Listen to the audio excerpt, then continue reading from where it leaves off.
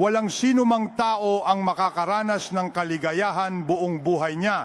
Kaya kailangang tanggapin sa mga panahong tayo'y nagkakaroon. At ganun din pag nawalan. Huwag sobrang saya kapag nagkakaroon ng isang bagay.